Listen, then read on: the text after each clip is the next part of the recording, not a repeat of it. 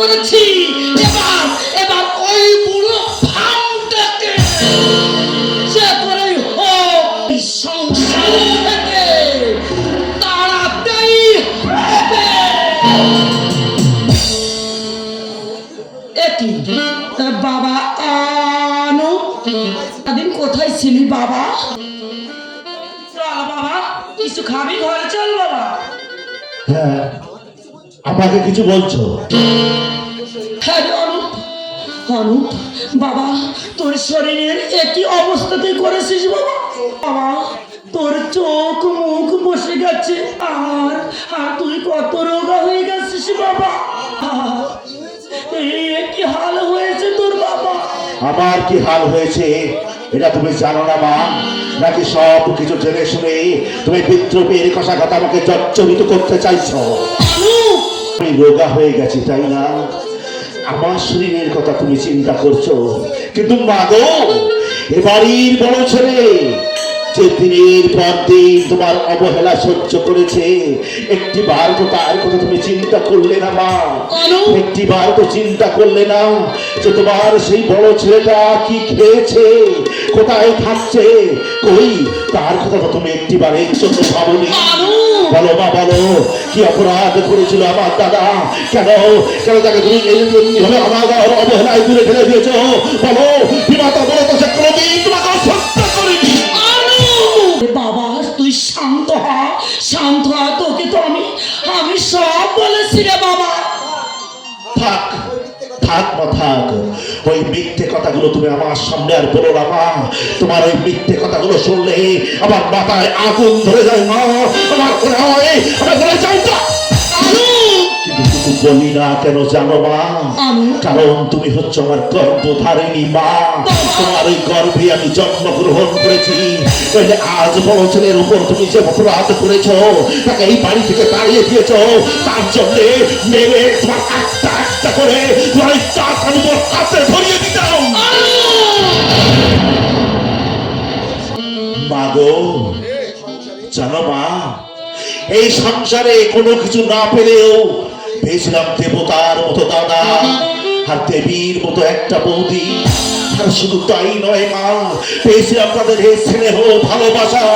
আজ তুমি মা হয়ে সেই স্নেহ ভালোবাসাও আমার কাছ থেকে কেড়ে নিলে মা।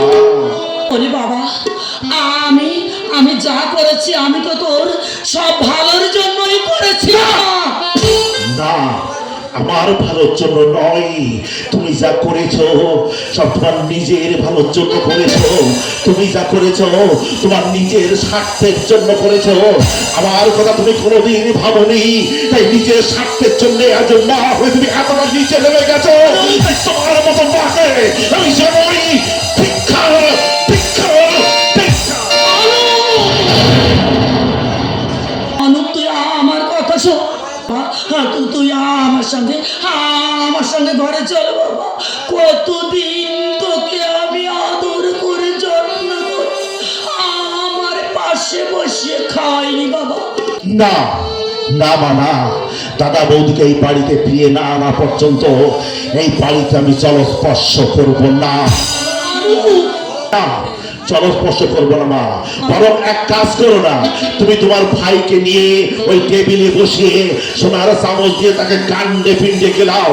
দেখবে তোমার ওই উর্বর মস্তিষ্কটাকে আরো বুদ্ধিতে ভরিয়ে দেবে। শুধু তাই নয় মা, তোমার ওই নরকে যাওয়ার পথটা তোমার ভাই পরিষ্কার করে দেবে মা, পরিষ্কার। তুই ভুলে যাস নে বাবা, আমি তোর গর্ভধারিণী মা। তুমি আমার গর্ভধারিণী মা। তাই তো এখনো দাঁড়িয়ে দাঁড়িয়ে তোমার সমস্ত অপরাধ মুখ বুঝে সহ্য করছি। তাই আজ যদি তুমি আমার গর্ভধারিণী মা না হতে তাহলে কি করতাম জানো মা? তুমি যেমন সুন্দর করে আমার সামনে দাঁড়িয়ে আছো, তোমার এই সুন্দর মুখ থেকে তোমার এই সন্তান চিরদিনের মতো মুখ ফিরিয়ে নিয়ে যেত। তুমি যা করেছো তোমার ভালো ভালোর জন্যই করেছো। তাই যাওয়ার সময় তোমাকে একটা কথা বলে যাই মা, আমার দাদা বৌদির উপর তুমি যে অবিচার করেছো, এই অবিচারের শাস্তি কিন্তু ভগবান একদিন না একদিন তোমাকে দেবেই। আর ভগবান যদি তোমাকে শাস্তি না দেয়, তাহলে মনে রেখো মা, এই পৃথিবীতে সত্য মিথ্যা বলে কোনো জিনিস থাকবে না।